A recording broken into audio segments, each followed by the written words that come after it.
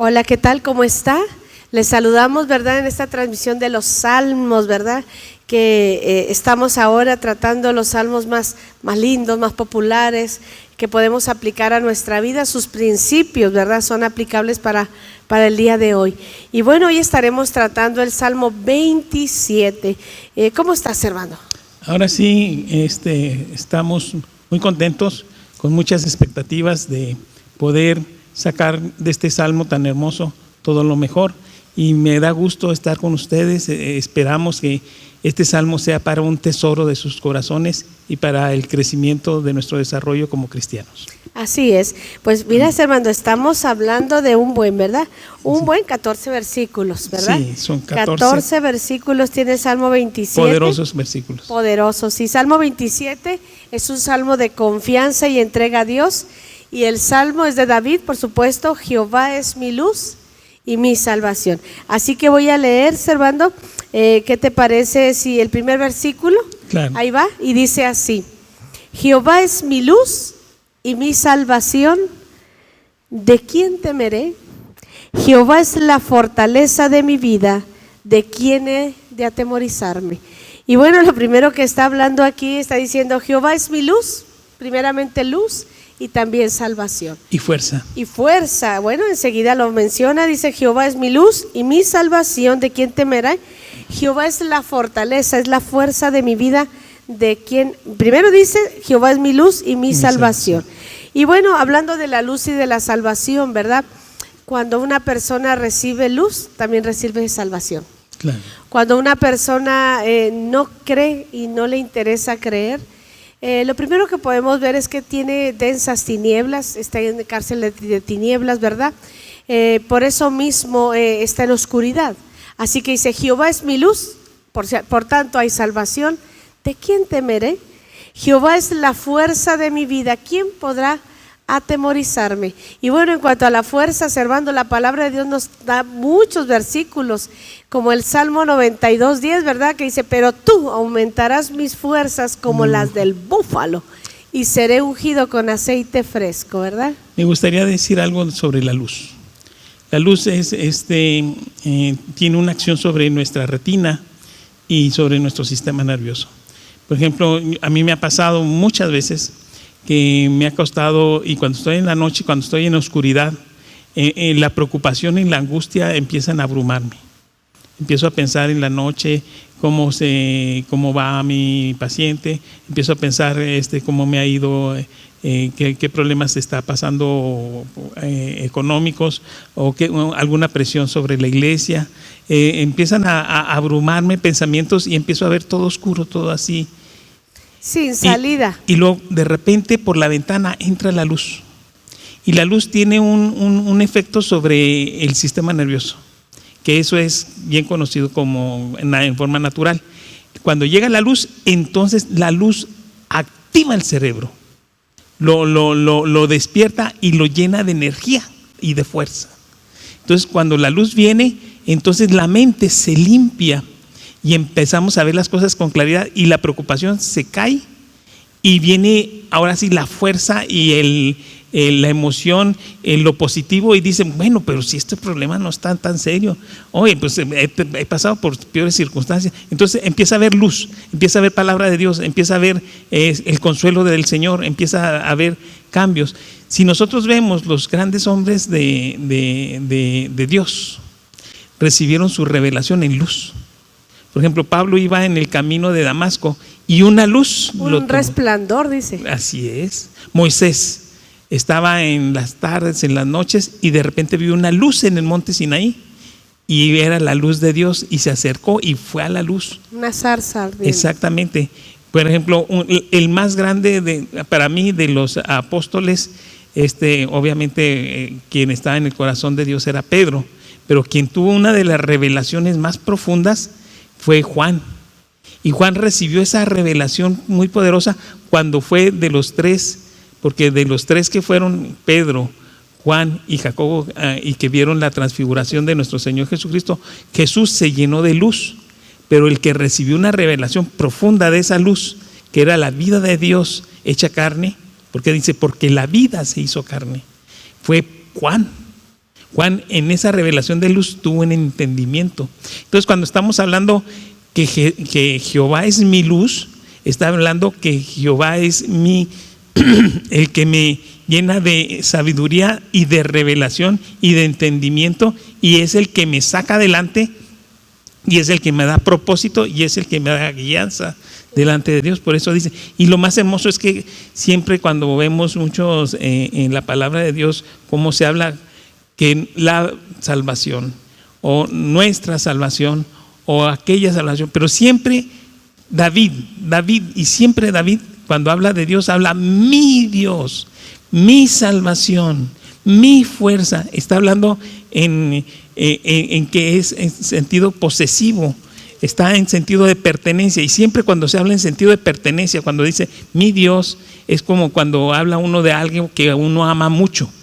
Hay un sentido de familiaridad cuando hablas de pertenencia. Cuando dices mi esposa, mis hijos, mis nietos y mi Dios, estás hablando de algo tuyo. Y dice, incluso en uno de los salmos dice, tú eres mi Dios y yo soy tuyo. O sea, tú eres mío y yo soy de ti. Está hablando de pertenencia, y esa pertenencia siempre acrecienta el amor. En una pareja de esposos, en una pareja de enamorados, cuando se ven con sentido de pertenencia, cuando dices tú eres mía y yo soy tuyo, entonces hay un sentido de amor muy fuerte. Pero cuando se ven en distanciamiento, en separación, entonces se está abriendo, hay un sentido de amor un poco disminuido, no hay el sentido de amor profundo que existe en el sentido de pertenencia. Entonces David siempre en los salmos cuando dice mi luz, entonces está hablando que es mi Dios, mi fuerza, mi fortaleza, en un sentido de pertenencia muy profundo de algo que es entendido muy de él. Eso es en cuanto a la luz. Tenemos un llamado a reflejar su luz, ¿verdad? Y bueno, la luz siempre representa la palabra, ¿verdad? Claro. De alguna manera. Mira lo que dice en el Salmo 119, 105. Lámpara es a mis pies tu palabra y lumbrera mi camino, ¿verdad? Hablando de esa luz, ¿verdad? En tu luz veremos la luz, ¿verdad? Hablando de esa luz que nos lleva, ¿verdad? Esa luz que nos dirige. Estar bajo luz nos da vida. Me faltó decir algo. A ver, es que se me te doy el permiso de hablar, mi amor. Ay, disculpa que te interrumpa. No. No, mira, aquí hay un pasaje. Nuestro Señor Jesucristo nos llamó a nosotros a hacer luz en esta tierra, a reflejar la luz de Dios, porque la luz viene de Dios. David hablaba de que Jehová era su luz y él reflejaba la luz de Dios, porque el pueblo de Dios veía en David la lámpara de Israel, así le decían, la lámpara de Israel. Sí, la lámpara. Sí. Pasó un episodio muy, muy curioso y muy interesante. Había una batalla contra los filisteos. Ya David ya estaba pasadito de años. Ya andaba. A ver.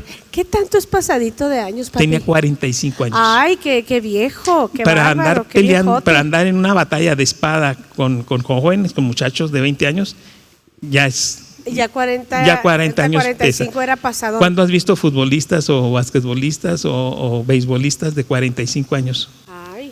Pero David andaba en el borlote, o sea, andaba en la batalla. Entonces se fue a la batalla y encabezaba como siempre delante de la batalla, y se le presentó un gigante filisteo.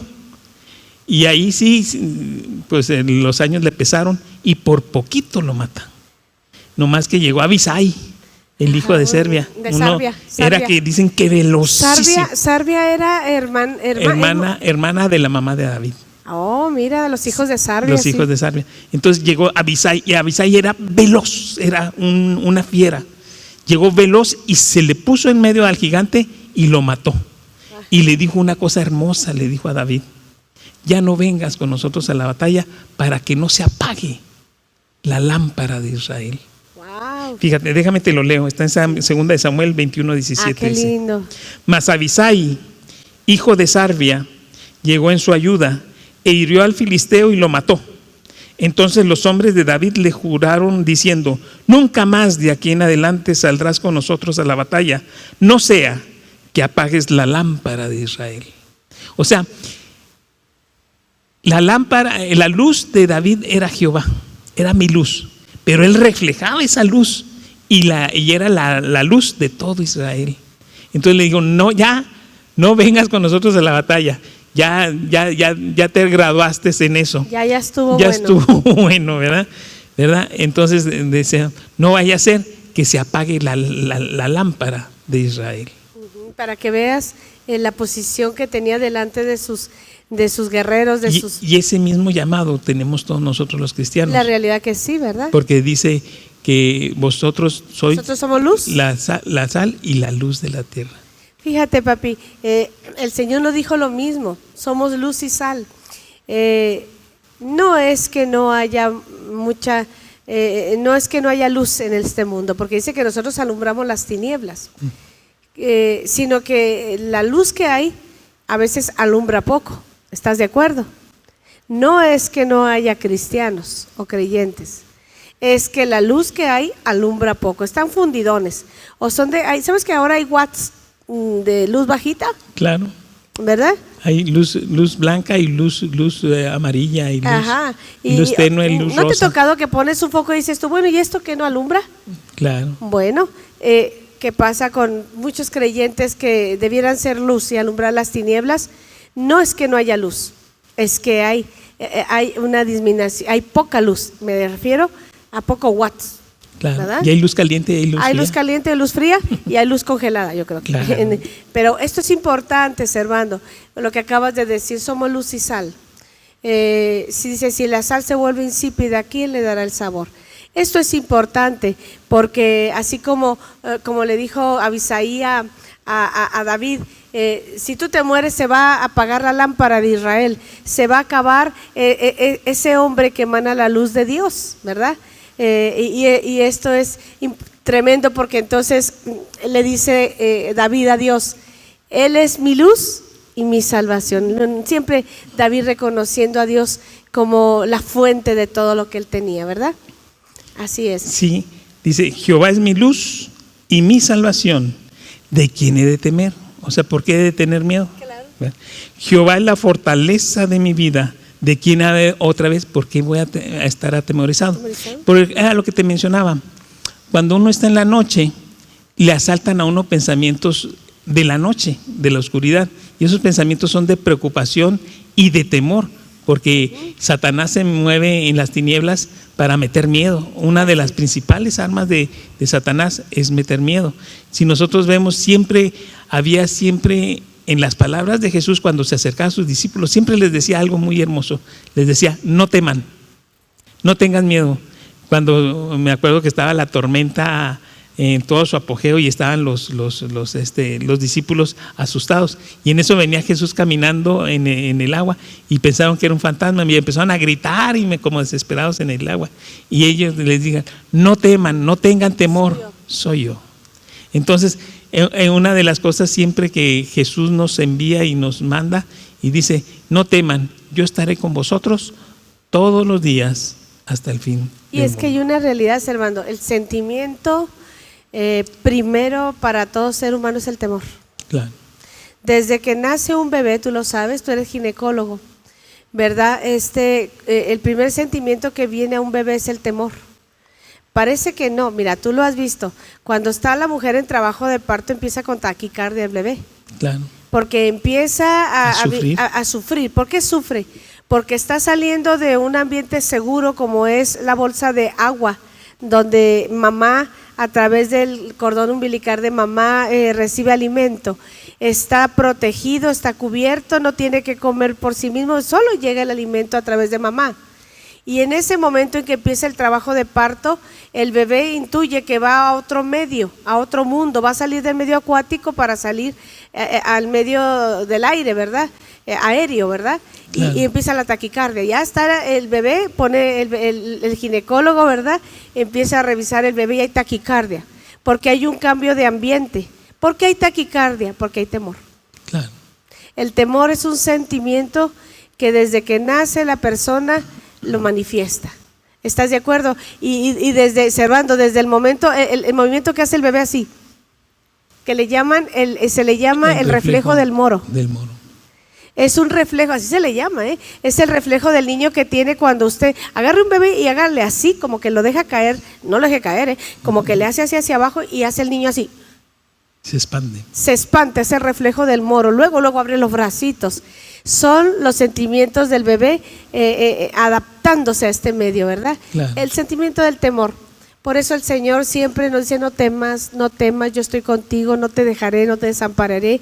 No temas, yo envío el Consolador, estaré con ustedes hasta el fin del mundo. Y yo te doy mi paz, no como el mundo la da. Y tantísimos versículos donde el Señor dice no temas. Dice que son las palabras que más se pronuncian en la Biblia. No temas. No temas. Qué lindo. Pues vamos siguiendo. Mire, vamos avanzando, porque luego nos atoramos en un versículo, ¿verdad? Y nos alargamos. Pero mire lo que dice aquí en el versículo 2. Cuando se juntaron contra mí los malignos, mis angustiadores y mis enemigos, para comer mis carnes, ellos tropezaron y cayeron. Bueno, aquí cuando está diciendo, cuando se juntaron contra mí los malignos, mis angustiadores y mis enemigos, para comer mis carnes, no es que iban a hacer unas chuletas de David, ¿verdad? No iban a cortarlo. Está hablando de destruirlo completamente. Está haciendo una alegoría. Alegoría. De que sus enemigos eran como fieras depredadoras. Una fiera depredadora es la que se agazapa, la que se hace como que no existe, como que no se aplana en la tierra, como los leones cuando van a cazar, como las fieras se ponen en el suelo, así como que no van a hacer nada. Y en el momento en que la víctima está más inocente, más confiada, en ese momento se avientan y desgarran y destrozan por medio de la boca todo lo que pueden. Entonces está hablando de una destrucción completamente. Por eso dice, cuando los malignos se juntaron contra mí, mis angustiadores y mis enemigos. Dice, cuando iban a destruirme completamente, ellos tropezaron y cayeron. Obviamente está hablando de esa protección, ¿verdad? Que el Dios vivo siempre ha tenido sobre él, ¿verdad? Y dice el versículo 3, aunque un ejército acampe contra mí, no temerá mi corazón, aunque contra mí se levante guerra, yo estaré confiado. Está diciendo, ¿verdad? Aunque sean muchos los que se levantan contra mí, no voy a temer. Sí, porque siempre que se levantaron enemigos en contra de David, siempre le aventaron un montón. O sea, cuando se levantó Esaú, siempre armaba un ejército más poderoso que el que él tenía para destruirlo. Cuando se levantó su hijo Absalón, se ganó a toda la gente para destruirlo. Pero se les olvidaba a Saúl y se le olvidó a Absalón, y se le olvida a toda la gente que se levanta contra los ungidos de Dios una cosa muy importante: que si Dios está contigo, Dios y tú son mayoría. Entonces él decía, aunque un ejército acampe contra mí, no temerá mi corazón, aunque contra mí se levante guerra, yo estaré confiado. ¿Por qué? Porque Dios está conmigo. O sea, yo no soy un espontáneo que se me ocurrió ser rey. A mí me puso Dios, a mí me ungió Dios, a mí dispuso Dios, a mí me envió el Señor a ser rey. No fue una idea que se me ocurrió a mí.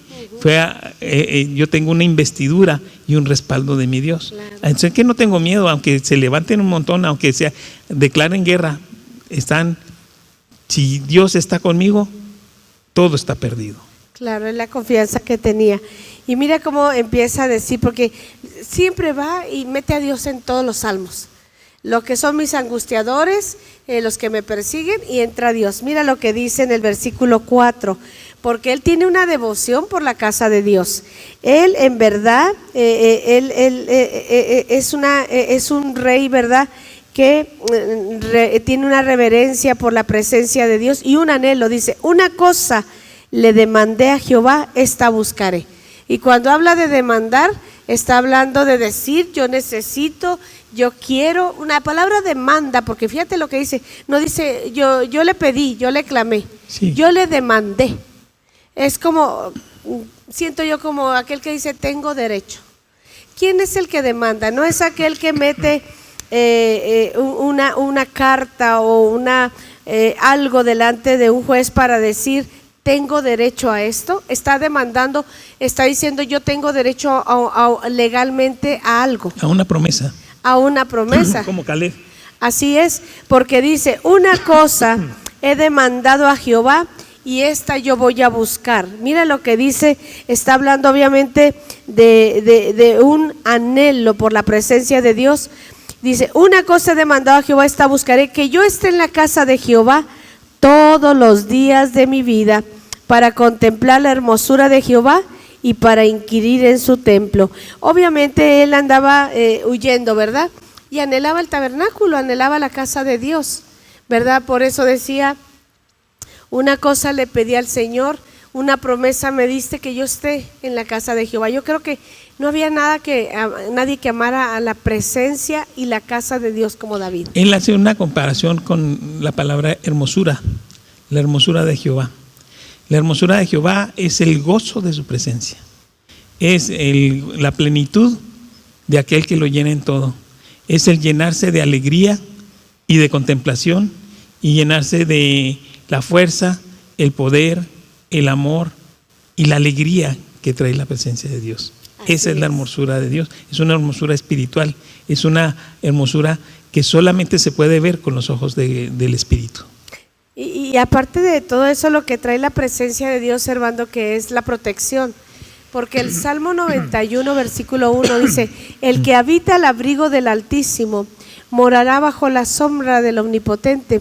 Y diré yo a Jehová, esperanza mía, castillo mío, mi libertador, en él confiaré. La presencia de Dios te cubre, la presencia de Dios te protege, porque Él está diciendo, quisieron comer mis carnes, ¿verdad? Quisieron destruirme mis angustiadores. Y está hablando de la persecución que tiene en los versículos 2, ¿verdad? Pero ellos tropezaron y cayeron. Aunque haya un ejército contra mí, yo estaré confiado. Y luego se salta. Una cosa demandé a Jehová, esta buscaré estar en la presencia de Dios. Tema, ¿verdad? Cambia de tema. Cambia de tema. Bueno, ¿qué nos estás diciendo? Bueno, ya te libró el Señor de tus angustiadores. Y dice, pero yo le pedí a Dios estar en la casa del Señor. Claro. Está hablando de esa presencia, ese anhelo por estar bajo esa comunión con su Padre, ¿verdad? Que le trae cobertura, como decía yo, el Salmo 91. Y la respuesta de eso mismo está en el versículo 5. A ver, así mismo en el versículo 5. Porque Él me esconderá. Así es. Él me esconderá, ¿dónde? En su tabernáculo en el día del mal. Él me ocultará en lo reservado de su morada, y sobre una roca me pondré en alto. Por eso Él buscaba o sea, hay una cosa que debemos de comprender, y eso lo comprendimos cuando celebramos la Pascua y que la presentamos cuando estaba lo de apenas empezando la contingencia, que la presencia de Dios impide la entrada de la enfermedad, de la epidemia, de la plaga. Entonces Él dice, yo quiero la presencia, yo quiero inquirir en el templo, yo quiero estar gozando de la hermosura de Dios, porque eso va a ser lo que me va a esconder, eso va a ser lo que me va a proteger, eso va a ser lo que me va a cuidar. Si yo estoy lleno de la presencia de Dios, yo ya estoy cuidado, yo ya estoy protegido, porque nadie puede entrar e inquirir en la presencia de Dios contra mí, contra mi mal. Entonces dice, porque Él me esconderá en el día del mal, Él me ocultará en lo reservado de su morada, y sobre una roca me pondrá en alto. Siempre cuando se habla de roca hay una relación con nuestro Señor Jesucristo. Claro. Dice en Hechos 4:11, dice, Jesús es la piedra reprobado y por vosotros los edificadores, la cual ha venido a ser la cabeza del ángulo, y en ningún otro hay salvación, porque no hay otro nombre bajo el cielo dado a los hombres en que podamos ser salvos. Claro. Aquí habla, siempre que hablamos de la roca, siempre hay una relación con la salvación, y la salvación viene de Cristo. Así es. Fíjate, Servando, entonces estamos viendo el versículo 4, donde Él dice, yo le demandé al Señor que quiero estar en su casa. Claro. Yo le demandé que quiero estar todos los días de mi vida ahí en su casa. Pero el versículo 5 dice, porque Él me esconderá en su tabernáculo, en su templo, en el día del mal me ocultará en lo reservado de su morada, sobre una roca me pondrá en alto. Entonces ahorita buscaba yo el Salmo 91, hablando, dice, Él me va a esconder ahí en el templo, ahí me va a esconder, pero está hablando de algo más que un edificio físico. está hablando de una cobertura espiritual. Claro. Y ahorita buscaba el Salmo 91 precisamente, Servando, porque está diciendo ahí en el 91:3, Él te librará del lazo del cazador, Él te librará de las trampas, de la peste destructora. Con sus plumas te va a cubrir y debajo de sus alas vas a estar seguro. Dice la palabra, escudo y adarga es su verdad.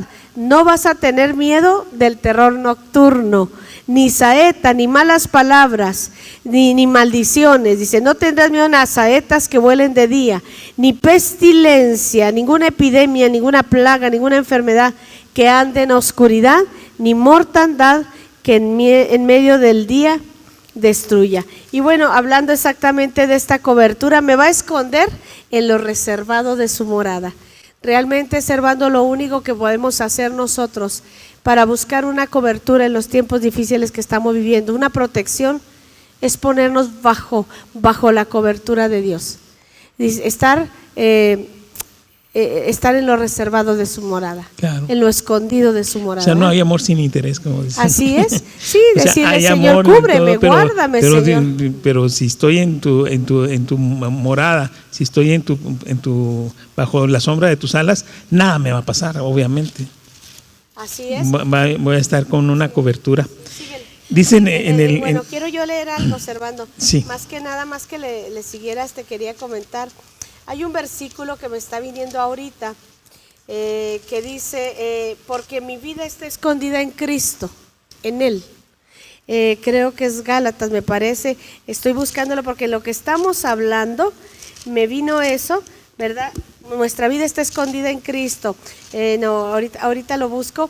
Y está hablando exactamente de estar detrás. ¿No será Gálatas 3:27? No, ya está. Es Colosenses capítulo 3. Mira lo que dice. Porque tú ya habéis muerto y vuestra vida está escondida con Cristo en Dios. Okay. Y cuando vuestra vida se manifieste, entonces ustedes serán manifestados con Él en gloria. Entonces dice muy claro, porque ya moriste, tú ya no, lo que ven de ti ya no hay. Y vuestra vida está escondida con Cristo en Dios. Entonces me recuerda cuando dice, me esconderás en tu tabernáculo, en el día del mal, me va a ocultar en lo reservado de su morada, sobre una roca me pondrá en alto. Dios es nuestra cobertura, finalmente su presencia. Y podemos encontrar versículos que nos confirman y nos hablan de esta palabra tan linda, ¿verdad? Sí. Mire lo que dice el versículo 6. Luego levantará mi cabeza sobre mis enemigos que me rodean, y yo sacrificaré en su tabernáculo sacrificios de júbilo. Cantaré y entonaré alabanzas a Jehová. Oye, ¿te das cuenta?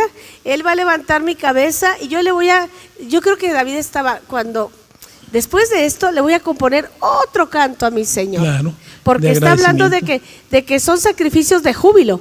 Y dice, cantaré y entonaré. Yo imagino que David estaba pensando en un cántico nuevo, una música nueva para Dios.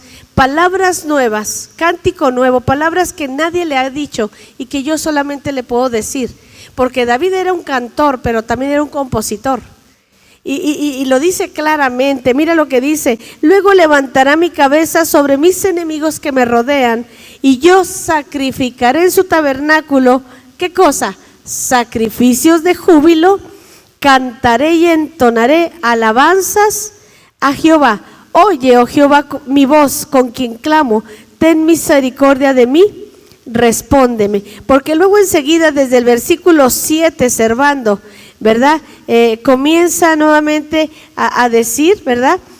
Todos los sentimientos de angustia que los enemigos provocan en él, ¿verdad? Y ahí comienza desde el versículo 7 a expresar esos sentimientos que producen la persecución, la angustia, porque en este salmo va diciendo, Dios es mi luz, mi salvación, va diciendo la importancia de la casa del Señor, está diciendo que Él es el que levanta su cabeza, y luego empieza a expresar los sentimientos de angustia que le producen esos enemigos. Aquí donde dice, oye, oh Jehová, mi voz con que a ti clamo, ten misericordia de mí y respóndeme.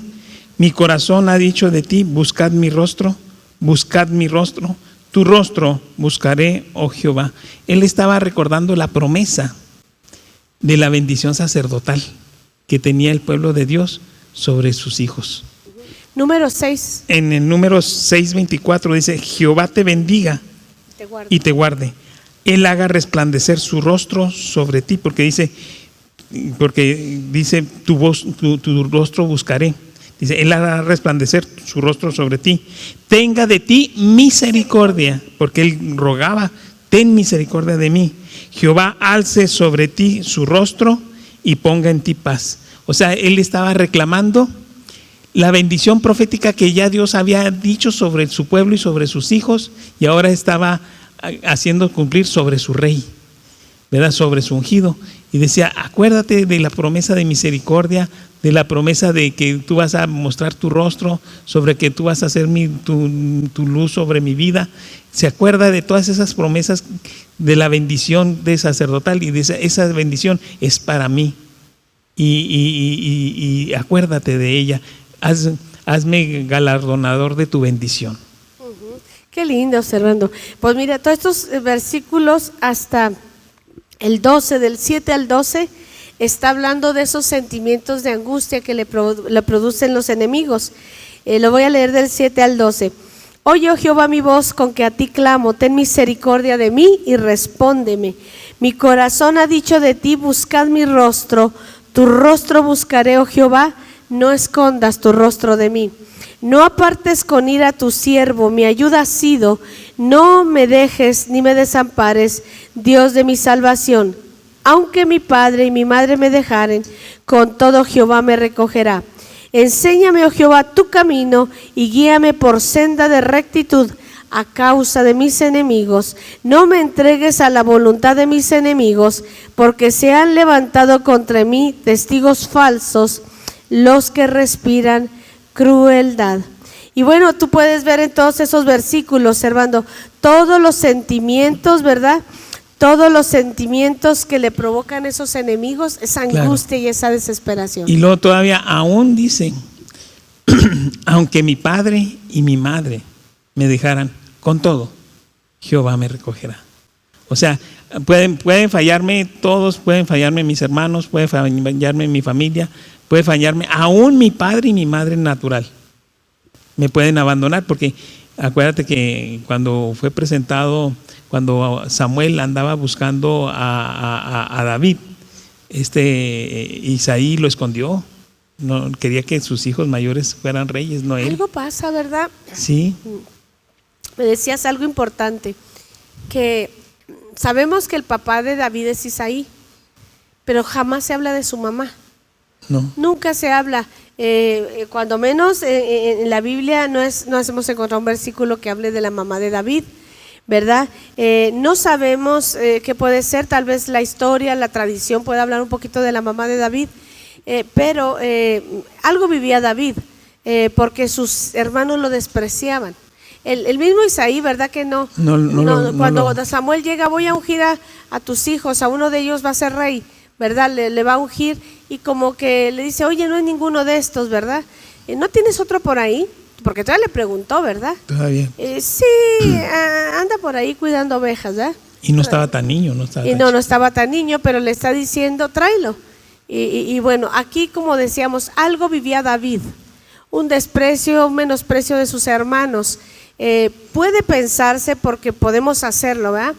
Puede pensarse lo que tú manejabas, ¿verdad? Me decías tú, pudiera ser que la mamá de David, ¿verdad? Que puede ser la mamá de ellos, murió, como sucedía muchísimo en aquel tiempo, en una complicación obstétrica. Claro. La mayoría o muchas de las mujeres morían en el parto, en la hora de dar a luz. Y ahí se pudiera entender el por qué le tenían corajito a David. Sí, pudiera entenderse que en el nacimiento de David murió la mamá. Sí. ¿Verdad? Como ves tú, Raquel, ¿verdad? Raquel fue una de las que murió, ¿verdad? Una complicación. Murió al nacer Benjamín. Así es, murió en una complicación obstétrica, ¿verdad? El mismo mamá de Jabes, ¿verdad?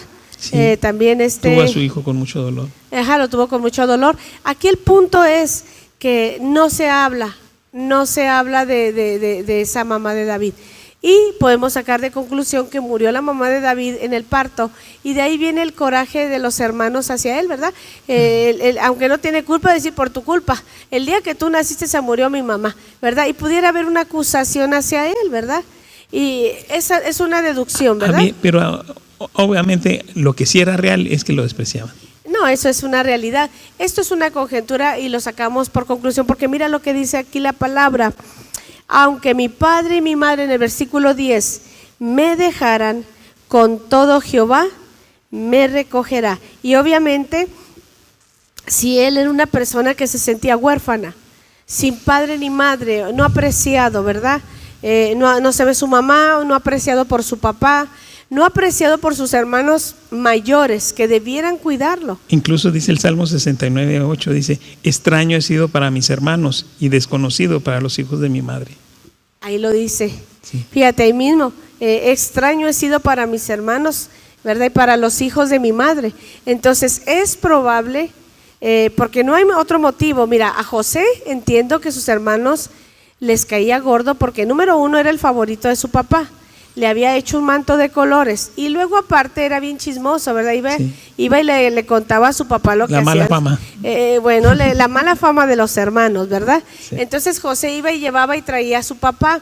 Otro punto es que tenía sueños en donde les decía: soñé que todos ustedes me honraban, que todos ustedes eran como trigo que se doblaban ante mí. O sea, dices tú, oye, Josecito, sí, te estás pasando. Eres sangroncito, ¿no? Josecito es sangroncito, ¿verdad? Tenemos que entender que probable, que sí es así, pudiera ser que tenía o no una muy buena actitud del hijo mimado, del hijo favorito que provoca a los hermanos que no tienen el mismo trato. Pero David no menciona que tenía esa actitud. No menciona que fuera un chismoso, un dedo, como le dicen aquí. Era bien dedo, ¿verdad? Va y cuenta todo lo que ve. No habla de que David sea así, pero él vivía desprecio y menosprecio. Lee ese versículo, papi.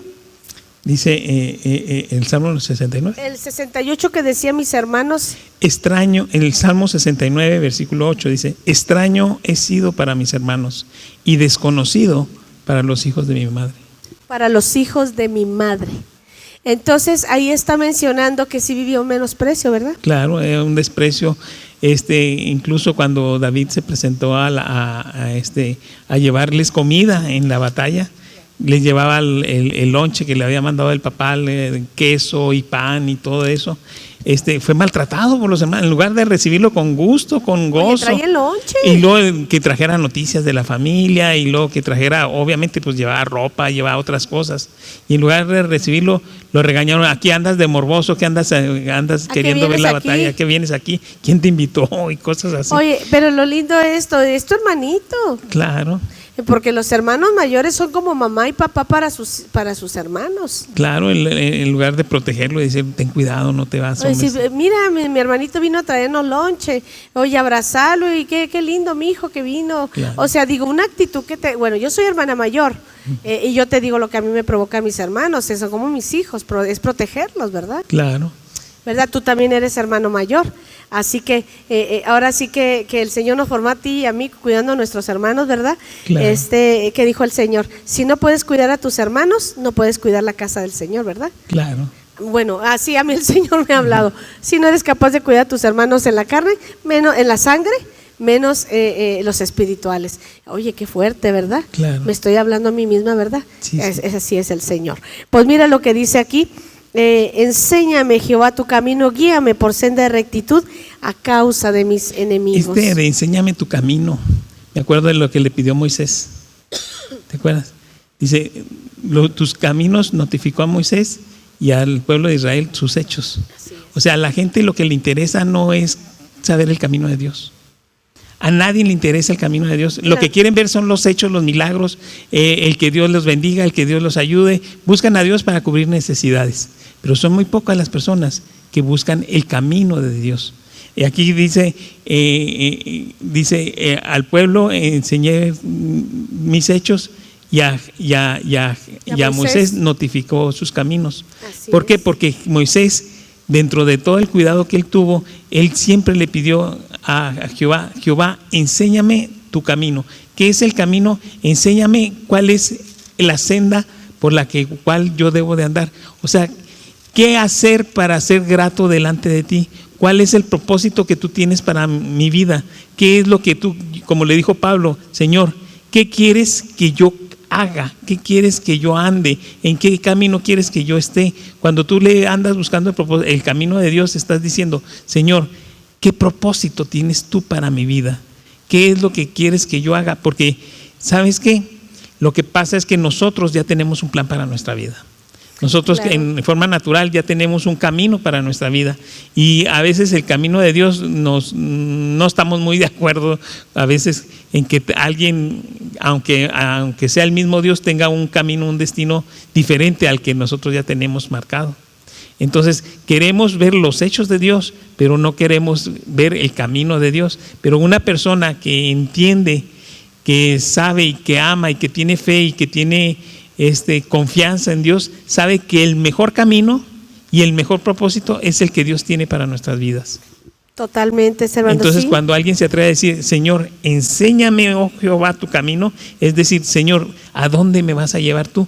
Fíjate, Dios le enseñó el camino a David y lo llevó a ser el mejor rey que ha existido en toda la humanidad. Totalmente. Sí, Éxodo 33.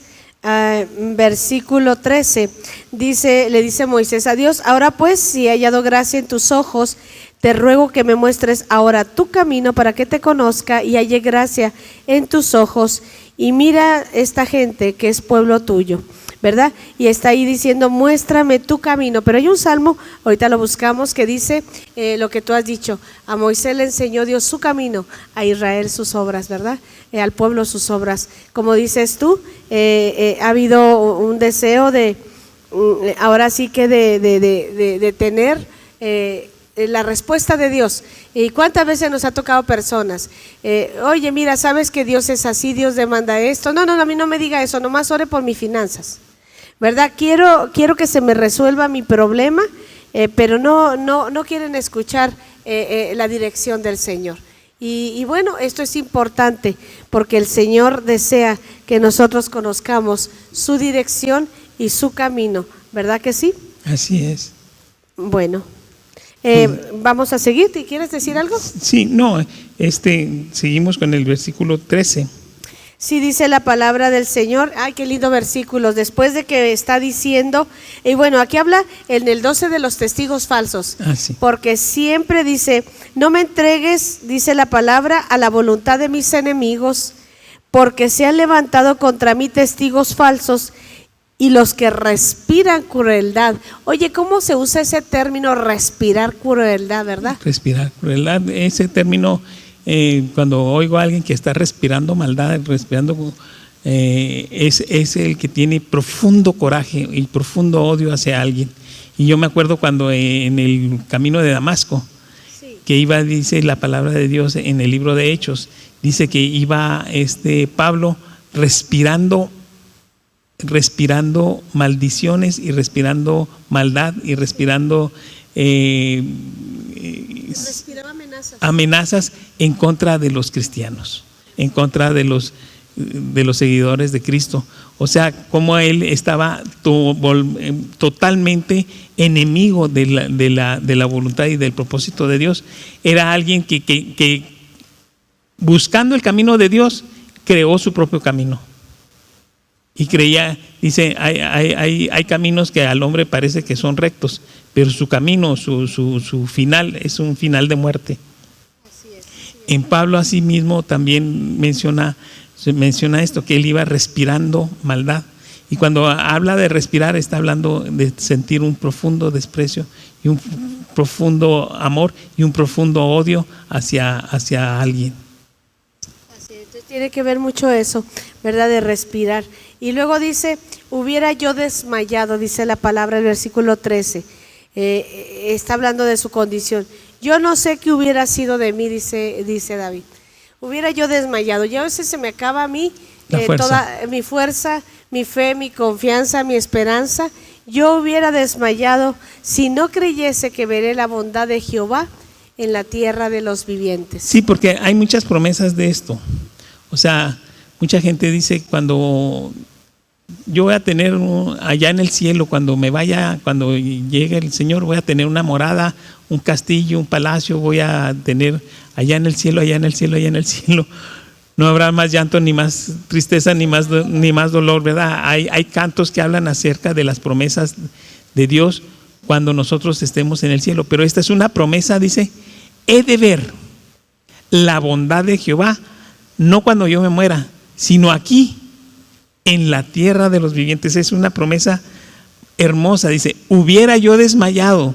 O sea, si yo no tuviera esta seguridad de que la bendición de Dios no va a llegar el día que me muera, sino que va a llegar antes, el día que yo esté aquí en la tierra.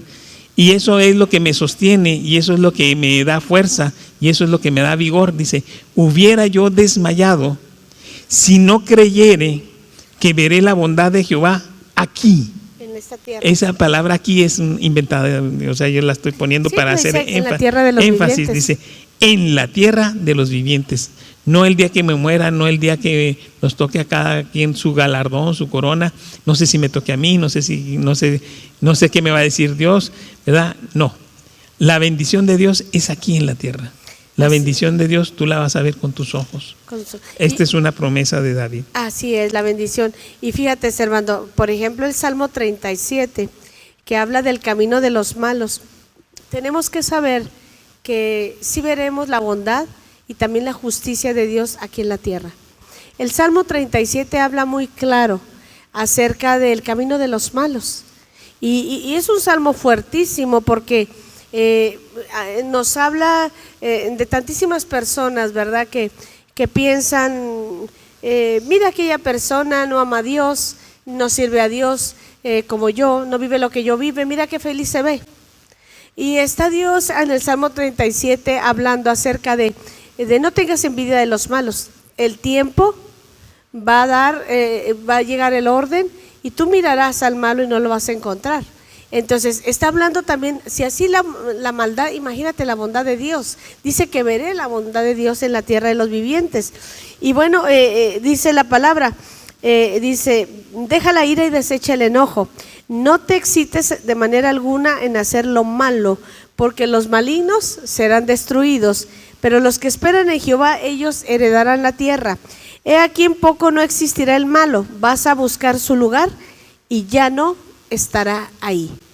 Entonces dice, los mansos heredarán la tierra y se recrearán con abundancia de paz. Entonces lo primero que está diciendo aquí el salmista, yo hubiera desmayado, yo no sé qué hubiera sido de mí si no creyere que veré la bondad de Dios, su benevolencia, sus promesas, su bendición.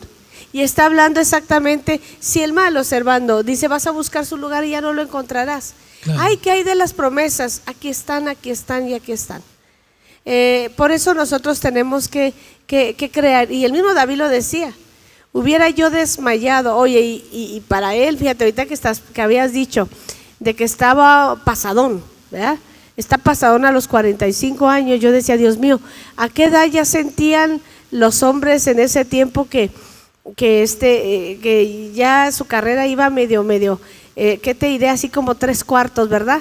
Sí, pero obviamente yo estoy hablando de la guerra física. Entonces, para la guerra ya un pasadón era 40 y tantos. Sí, ya. Porque los hombres en aquel tiempo pues vivían un poquito más, sin embargo, pues ya habla de los de 70 y 80. Sí. Dice, ya son muy robustos, ¿verdad? Sí, esa era la defensa macedónica que usaban los ejércitos romanos. Los ejércitos romanos ponían siempre eran a los soldados jóvenes los ponían enfrente, pero siempre protegidos por un soldado viejo atrás. ¿Para qué? Para que cuando el joven se cansara o para cuando el joven estuviera en desventaja, entrara el viejo y actuara en 5 o 10 minutos, pero ya luego, porque el viejo no aguanta, pero es mañoso y sabe defenderse mejor. Bueno, fíjate, el viejo no tiene la fuerza del joven. No. Pero es mañoso y se sabe defender bien. O sea, claro. Estás diciendo, tiene ya la experiencia. La experiencia. Entonces siempre en el ejército se ponía al joven adelante y atrás estaba el centurión, estaba la guardia pretoriana, estaban los aventajados, pero que ya estaban viejos. Entonces siempre porque si ponían a los viejos enfrente, se iban a cansar luego y los podían matar. Y eran guerreros valiosos con experiencia que valía tiempo cuidar. En cambio, un joven, pues se oye muy feo, pero es desechable, ¿no? O sea, está aprendiendo. Pero si es maduro y es listo, y para eso te ponían al viejo que lo cuidara atrás, lo protegía, y el joven aguantaba, tenía el aguante, tenía la bendición de la juventud. Fuerza. Porque es la fuerza de la juventud que le da energía y vitalidad para aguantar muchas horas peleando. En cambio, el viejo sí podía pelear y peleaba muy bien, no más que en un tiempo corto. Pasa también en los equipos de fútbol. En los equipos de fútbol a veces tienen jugadores muy buenos que tienen mucha experiencia, pero los meten un ratito a jugar y luego los sacan. ¿Para qué? Para que nomás saquen un gol y luego ya se vuelvan otra vez para atrás. ¿Por qué? Porque el jugador viejo no aguanta mucho un partido. Pero tiene la experiencia, como dices tú. Claro. Oye, papá, ya estaba yo recordando en el caso tuyo como ginecólogo, ¿verdad? Han pasado los años, ha pasado el tiempo, ¿verdad? Y bueno, una de las cosas que obviamente has aprendido, cuando ves a una mujer con trabajo de parto, la revisas, ves su pelvis, y ya tienes un olfato que te ha dado los años y la experiencia en cuanto a que dices tú, este bebé no va a girar o este bebé se va a atorar. Claro. Esa experiencia no la tiene el joven, ¿verdad? Tiene el intelecto y tiene el haber estudiado y ser joven, la rapidez de su mente, pero la intuición que tiene el más grande, el más maduro, te hace saber esto no va a evolucionar bien. ¿Estás de acuerdo? No, la experiencia en un médico obstetra en el nacimiento es muy importante. O sea, la experiencia te da muchas cosas. Claro. Obviamente ya no tienes la misma facilidad de joven de desvelarte y de levantarte corriendo a las 2, 3 de la mañana, pero tienes experiencia para saber cuando todo viene bien o cuando hay un peligro inminente. Y fíjate, por ejemplo, para muchos de los que sabemos esto, tendemos a buscar no un médico joven, recién salido, ¿verdad? Claro. Los que sabemos este punto, el otro día me decía una mujer, oye Karime, recomiéndame un dermatólogo. Y le dije, te voy a recomendar uno muy bueno, nomás que es de la vieja escuela y está viejote. Me dijo, ese mero es el bueno. Y bueno, es desde su consultorio que está en el mero centro, ¿verdad? Sí, ahí en la Ojinaga. Y te encuentras a una secretaria que está tejiendo con unos lentes, ¿verdad? La abuelita.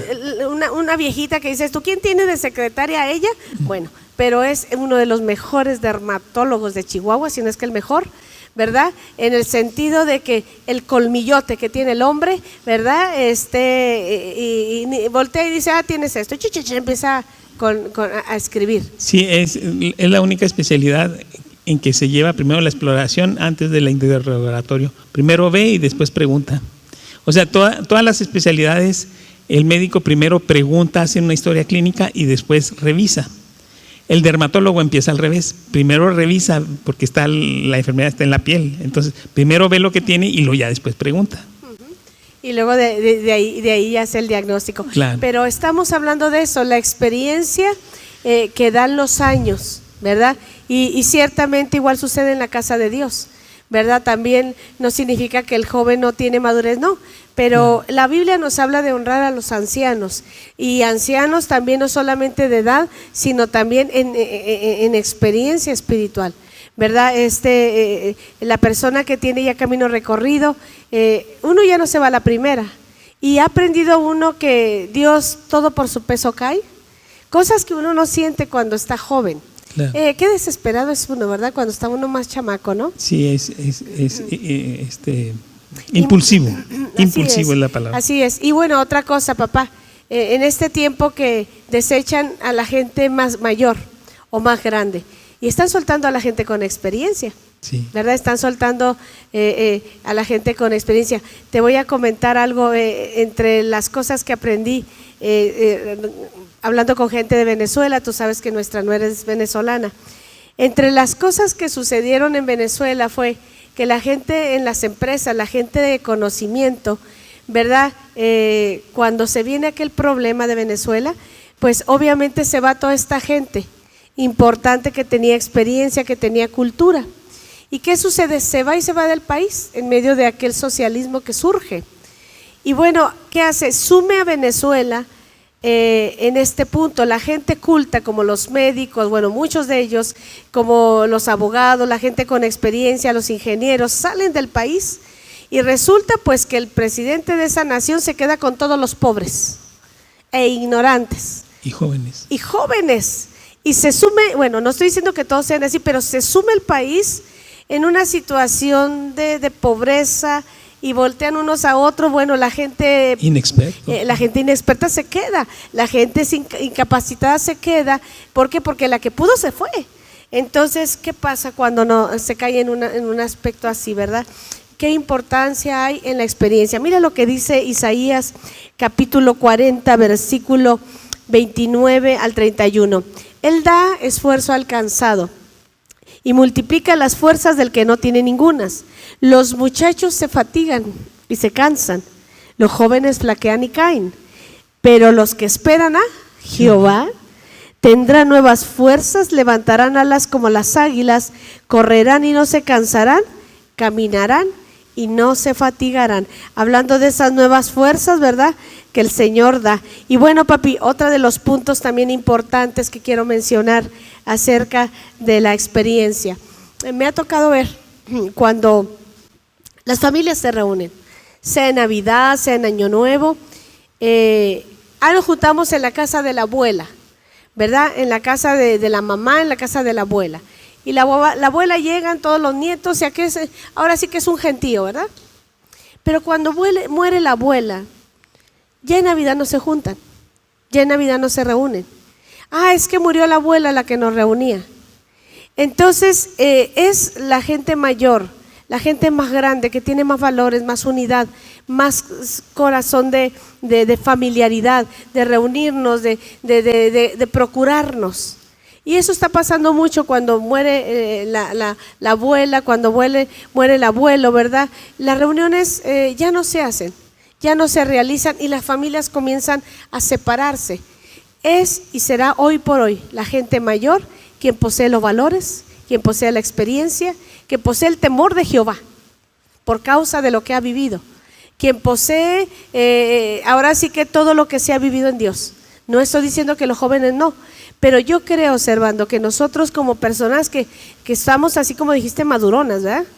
Pasadonas, no, dijiste un término feísimo. Estaba pasadón, ay Dios mío, qué feo. Pasadón, papi. Bueno, los que estamos pasadones, debiéramos enseñar a las nuevas generaciones a procurarse, claro, a amarse, papi, a quererse, amarse entre hermanos, a procurarse entre hermanos, a unirse, a aconsejarse, para que no se pierdan los valores de la unidad, porque está muriendo la gente mayor, y mire que ha muerto gente mayor en este tiempo, pero con ellos se está yendo, ¿verdad?, las cosas importantes. ¿Qué pasó con Jeroboam y Roboam? ¿Te acuerdas que los consejeros dijeron, no les hagas caso a esos viejitos, a esos pasadones? Fue Jeroboam, ¿verdad? Sí. No le andes acá haciendo caso a esos ancianos. Escucha a los jóvenes. Y los jóvenes, el consejo que le dieron a Jeroboam fue terrible. Roboam, fue Roboam, ¿verdad? Fue terrible el consejo. Le dijo, dales al pueblo duro. Sí. El consejo no venía de un corazón sabio, sino de un corazón inexperto de un joven. De un joven. ¿Y qué pasó? El consejo fue el peor. Sí, fue terrible.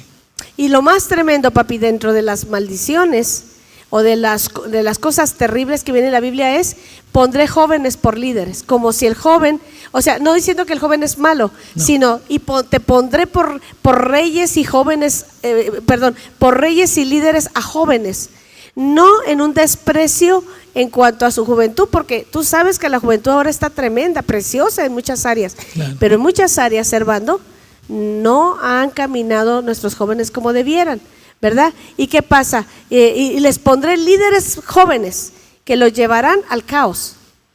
¿Qué está hablando? Les guiarán gente inexperta, gente que no tiene conocimiento, ni tiene experiencia, ni tiene madurez. Eso es fuerte, ¿no te parece? Claro. El trabajo para el joven debe ser el trabajo en que se necesita la fuerza, Claro. que se necesita la juventud, que se necesita la vitalidad. El joven debe empezar desde abajo. El joven debe de conocer todas las partes que forman una empresa, que forman un grupo, que forman una sociedad, y vivir desde el puesto más bajo y ir escalando poco a poco, porque la experiencia y el conocimiento de lo que está debajo de él es muy importante. Claro. Eso le da a él una capacidad. Por eso también la experiencia es muy importante. El haber vivido cosas y derrotas evita el que el joven no tenga que sufrir lo que sufrió ya el viejo. Uno como un hombre como que ya ha entrado en años le puede dar consejos a sus hijos, es para que ellos no sufran y no pasen lo que uno ya pasó.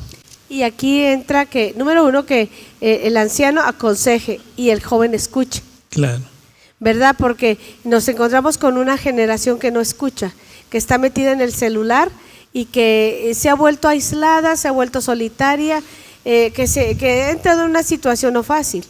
Entonces es importante que nuestros hijos, nuestros nietos aprendan a amarse, a quererse, a escuchar a la persona mayor, al que tiene experiencia, ¿verdad? De esta manera nuestros jóvenes que están teniendo todo el bombardeo de la inteligencia de la multimedia, oye, ¿sabes tú algo? Que mi nieto Samuel, óigame usted, todavía no tiene un año. Mi nieto tiene 10 meses, le hace así al iPad.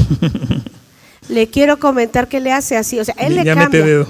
Bueno, el otro día yo no encontraba algo y le dije a Elizabeth, mi nieta de 4 años y medio, y le dije, Elizabeth, esto, y me dijo, aquí vela, y me aprensó y me sacó ahí algo del YouTube. Y yo dije, Dios mío. Bueno, esas partes son maravillosas, que hay que enseñar solo a nuestros niños.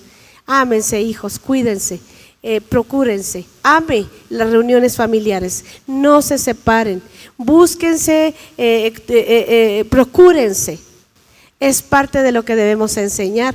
Creo que de esa manera nuestros jóvenes tendrán una riqueza aún mayor, ¿verdad? Y no se van a aislar como muchos jóvenes que vemos ahora, ¿verdad? Claro que sí. Pues ya terminamos el Salmo y dice, hubiera yo desmayado si no creyese que veré la bondad de Jehová en la tierra de los vivientes. Y luego dice, aguarda a Jehová, espera en él, esfuérzate y aliéntese tu corazón. Sí, espera a Jehová. Y así termina el Salmo muy preciosamente, diciendo, ten confianza en Jehová, espera en él. Espera en él. Él va a obrar. Es un canto de confianza. Es un canto de confianza. Y así terminamos el Salmo 27. Mire cuánta cosa aprendemos de los salmos. ¿Y sabe qué? Y le paramos, ¿verdad? Realmente no le sacamos más porque el tiempo, ¿verdad?, se vuelve largo. Pero gracias por apreciar usted que sigue las transmisiones de Cristo Rey de Gloria, los salmos, este Salmo 27, como otros salmos que si el Señor lo permite seguiremos comentando, son de tanta bendición. Los principios que aquí vienen nos edifican tanto, ¿verdad que sí? Así es. Así es. Bueno, pues nos despedimos. Gracias por seguirnos en las transmisiones, por tantísimos comentarios, tantísimas aportaciones que tenemos y recibimos, ¿verdad?, en la Iglesia Cristo Rey de Gloria. Síganos, por favor, y nos vemos a la próxima. Saludos, bendiciones y nos vemos. Nos vemos.